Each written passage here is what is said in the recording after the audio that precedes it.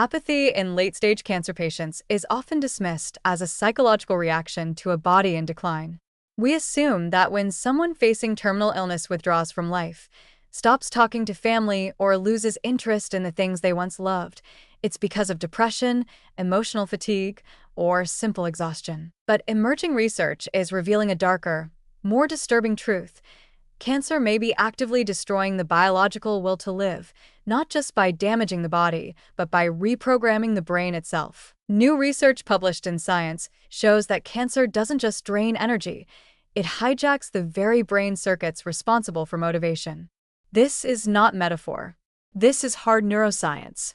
A specific area of the brain, the area postrema, appears to detect inflammatory molecules released by tumors. It then sends a neural cascade that shuts down the release of dopamine in the brain's reward and effort systems. The result? Apathy. Not because the patient is giving up, but because the brain itself has been manipulated into disengaging. This is part of a broader syndrome known as cachexia, which affects around 80% of those with late-stage cancer. It's most visible in dramatic weight loss and muscle wasting, but behind the physical deterioration is something more sinister: the collapse of effort, desire, drive. Patients don't just lose strength, they lose the will to try. This isn't merely a side effect of physical decline. It's a neurological assault, and this has consequences beyond quality of life. The loss of motivation makes it harder for patients to participate in therapy, stick with treatments, or even maintain basic human connection. It isolates them.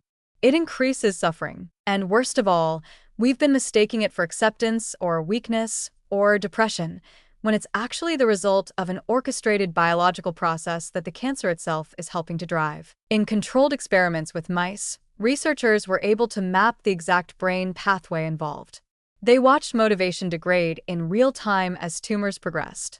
The mice still sought out easy rewards, like food pellets that required minimal effort, but they gave up quickly when the task became more demanding. In every instance, dopamine levels in the brain's motivation center dropped right along with their effort. That should alarm us, because it means the disease is targeting not just the body, but the self, the systems that govern will, persistence, engagement, and purpose.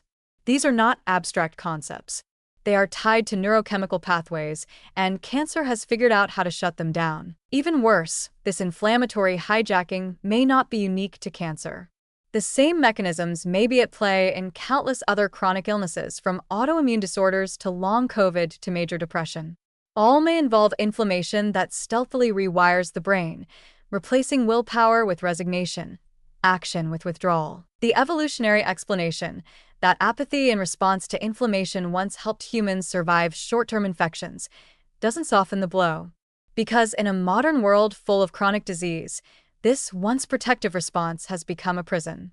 Instead of helping us heal, it buries us deeper. And while the researchers were able to restore motivation in mice using genetic switches and anti-inflammatory drugs, these interventions are still far from being ready for human patients. So for now, cancer patients and their families are left fighting not just the disease, but a growing sense of isolation and helplessness, and doing so without even realizing that this crushing emotional weight is a symptom engineered by the illness itself. This paints a bleak picture, not just because of the suffering involved, but because it forces us to confront how little we truly understand the psychological dimensions of disease.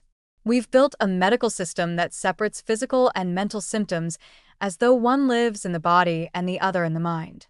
Cancer shatters that illusion. It crosses the boundary, infecting not just tissue and organ but personality, resilience, and spirit. The implication is devastating. The thing that makes you you, your motivation, your drive, your inner fire, may be one of cancer's casualties. It is not just a disease of the flesh. It is a disease of the self. And unless we invest heavily into understanding this connection, we risk continuing to let patients slip away without recognizing what's truly happening. Not because they're giving up, but because something inside them has been turned off, and no one thought to look for the switch.